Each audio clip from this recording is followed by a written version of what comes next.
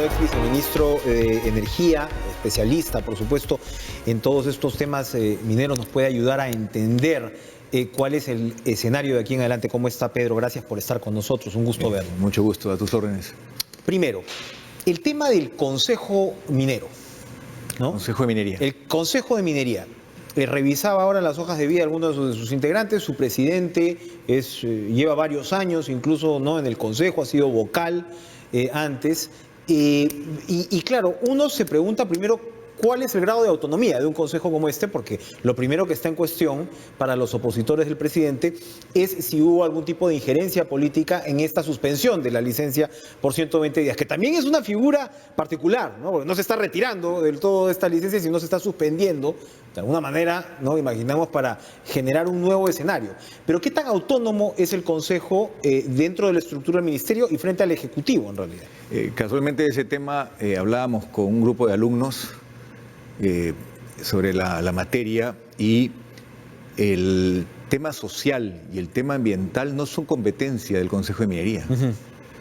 Es un organismo eminentemente técnico, digamos. Si había problemas con el estudio de impacto ambiental, la entidad es SENACE. Si había problemas ya con la ejecución del estudio de impacto ambiental, el ente fiscalizador es OEFA. Y la materia social es un capítulo dentro del estudio de impacto ambiental. Entonces, estamos frente a una, entre comillas, innovación, pero que en materia de derecho y derecho administrativo, uno tiene que ceñirse a las competencias que están en la norma madre.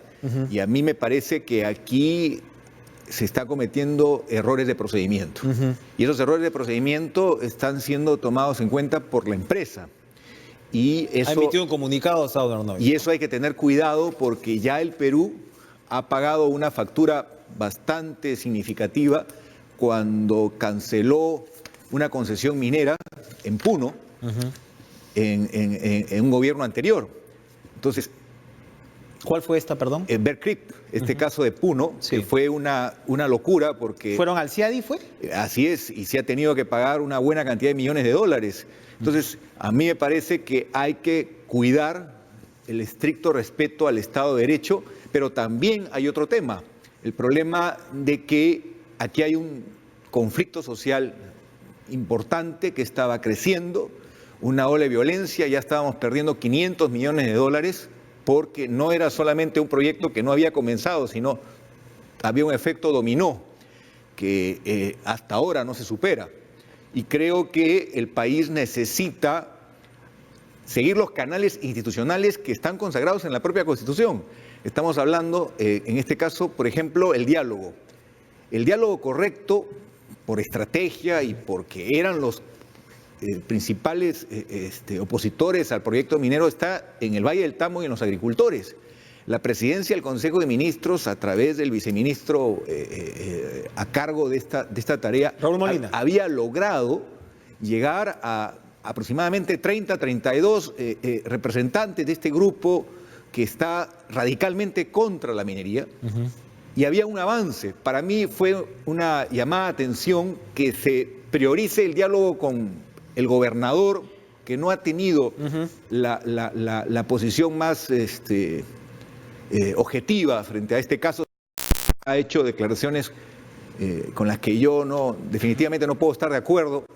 Y ningún demócrata podría estar de acuerdo, ¿no? O sea, es un exceso completo, en fin, lo que entonces, el tema de fondo es: el Perú de la noche a la mañana no puede renunciar a la minería formal, a la minería a la que se exige las mejores prácticas y que las puede cumplir, cuando tenemos la amenaza de crecer menos de lo necesario para garantizar el empleo a los jóvenes. Estamos hablando de que el Perú necesita crecer 4 puntos en el Producto Bruto Interno. Tenemos que duplicar el presupuesto de educación, quintuplicar el presupuesto en ciencia y tecnología. Todos esos temas no se pueden hacer si no hay ingresos. Y de la noche a la mañana, el Perú necesita 4 o 5 grandes reformas por delante. 14 puntos en la presión tributaria es inviable. Acá hay una crisis de gobernabilidad muy marcada, y me parece que los congresistas tienen que darse cuenta que estamos frente a una situación donde la calle está diciendo, oiga, salidas, soluciones. O sea, acá lo único... el Congreso, amarrando lo que acabamos de conversar con García Belaúnde, el Congreso tendría que escuchar el pedido de elecciones adelantadas planteado por el presidente de la República. El jefe de Estado ha hecho cuestión del tema por un reconocimiento de motu propio que la reforma política que él había planteado había sido truncada, que no se estaba... Distorsionada, digamos. Distorsionada, que no se estaba avanzando como se esperaba y que él considera que esa reforma política es vital, pero no es solamente la opinión de él. Los partidos políticos, ¿qué función cumplen? Procesan las demandas ciudadanas. Es el intermediario en las democracias. En el Perú, ¿qué está ocurriendo hoy? La gente no está utilizando los partidos políticos porque la crisis de legitimidad es tremenda. Es el momento de hacer una reforma que implique, oiga, tenemos que devolverle a la política una mínima condición de legitimidad. Y eso tiene que ver con reformas, porque la gente dice, inmunidad no es impunidad, pero vemos cada cosa. Pero los gremios, por el otro lado, que se han manifestado hoy, parecen ir, amarran con la primera parte de su disertación, de lo que nos está diciendo, en el sentido que no se puede abandonar la minería formal, ¿no? Que llaman la atención, hacen una suerte de alerta roja sobre la situación económica, pero al mismo tiempo, bueno, critican al gobierno por no imponer, vamos a decirlo así, el principio de autoridad en un caso como el de Tía María.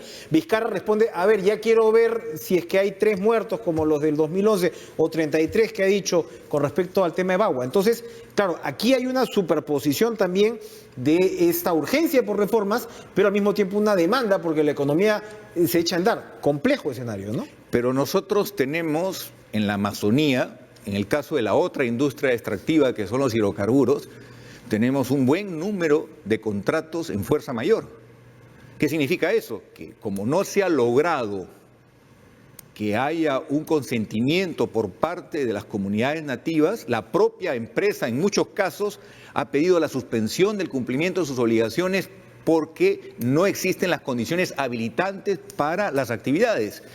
Aquí la propia empresa minera, de motu propio, dijo, nosotros no vamos a iniciar las obras hasta que haya un mínimo acuerdo con los actores que están en conflicto. Reconoció que había una situación muy complicada.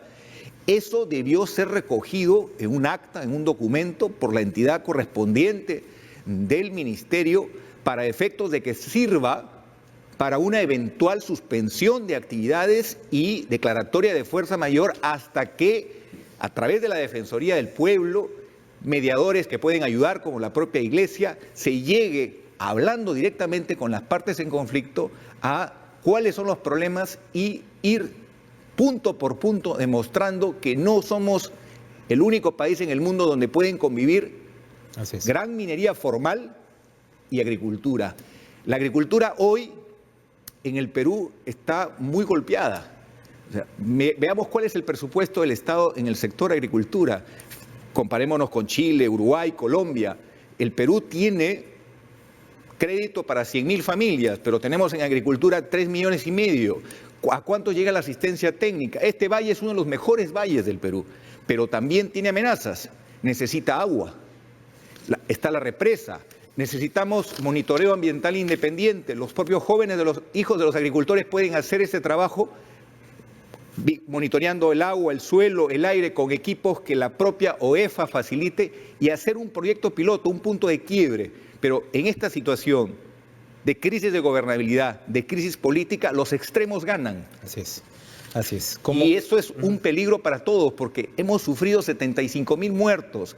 Hemos visto hasta dónde puede llegar la violencia. La violencia es la sepulturera de la historia.